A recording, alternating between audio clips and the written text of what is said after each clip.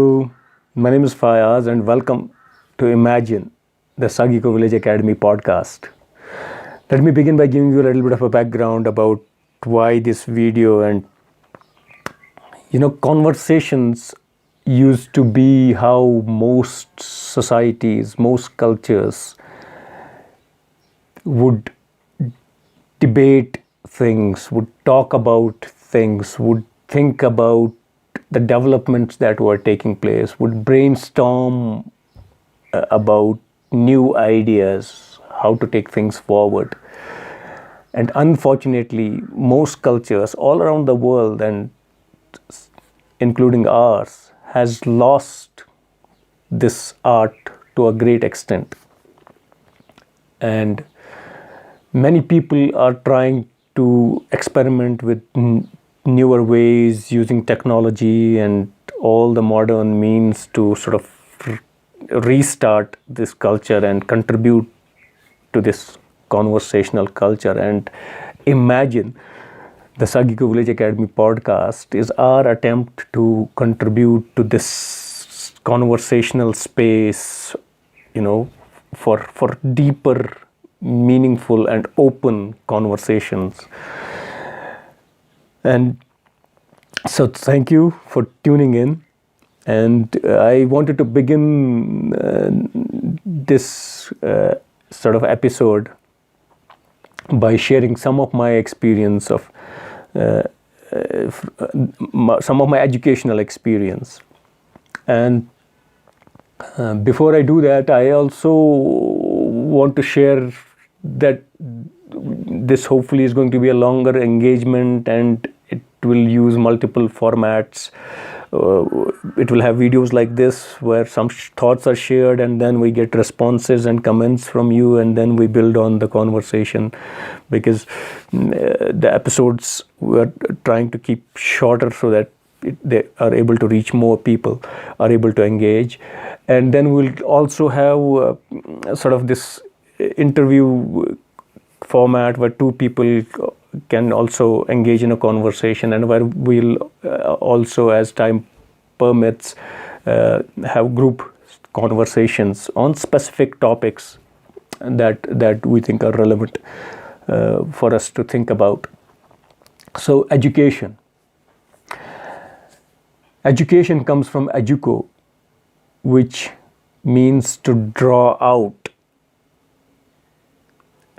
And by that idea, somebody who's being educated would experience that whatever is inherent in him, the inherent capacities, capabilities, desires and dreams and wishes, those will be sort of nurtured and brought out.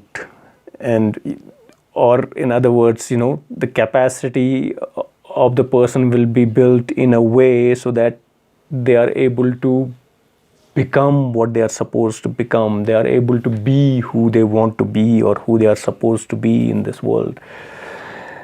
And unfortunately, the dominant sort of educational system that is in practice all around the world right now functions on almost an opposite premise, which is that we need to have a set curriculum, set syllabus, set methodology for everybody, and we need to teach these young people, we need to tell them what to learn. Whereas education really means to just facilitate for the person, so that the person brings out what is in him or her already. Both cultural wisdom as well as the cutting edge science have now sort of reached an agreement on this, that human beings are a special creation. The Darwin theory of we being the descendants of monkeys is old science now, has been proven wrong. And both the cultural wisdom and the cutting edge science now agree that every human being has limitless capacity and has a fingerprint specific purpose for coming into this life. And the job of the education, therefore, is to help the person to become more confident and develop the tools and methods to understand their own selves and to analyze their own selves and understand their purpose, and then become sure about it, confident about it, and develop ways and means to then become that person that they are supposed to be. So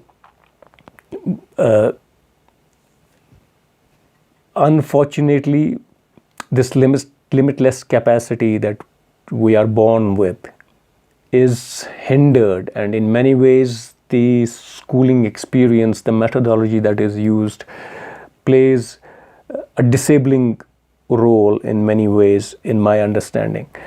And we often see children discouraged from asking questions. Even parents do this, not just teachers in schools, but also parents do this, or adults in general tend to do this. They discount the questions of children, they discount the choices that children make.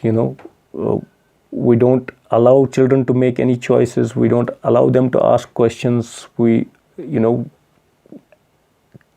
direct or always try to discipline them in our understanding. So we want them to stay calm, not disturb the order, don't disturb the adults when adults are talking or doing stuff.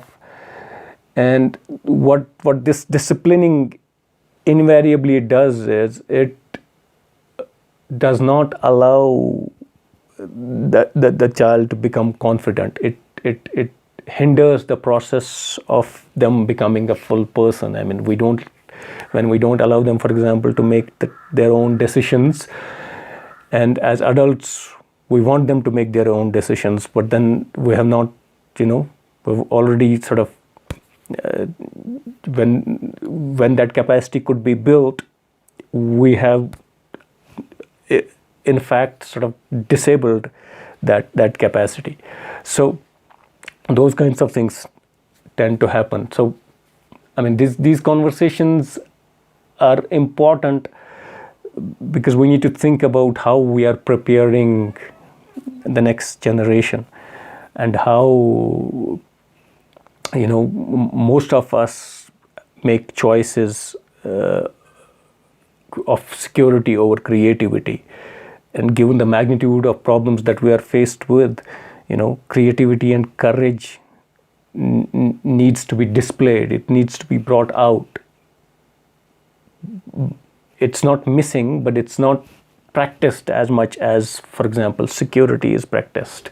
So I think those things need to be inculcated in our children. We need to treat them as we would want them to function as adults, what we want them to become. That's how we need to treat them. We need to envision what we want them to, the role that we want them to play, and then we need to treat them like that as when they are children, so that they can then take on that role. Because as children they can take on any role, they can take on everything is possible, and there's no limit. But because we are not treated well, and we don't treat our children well,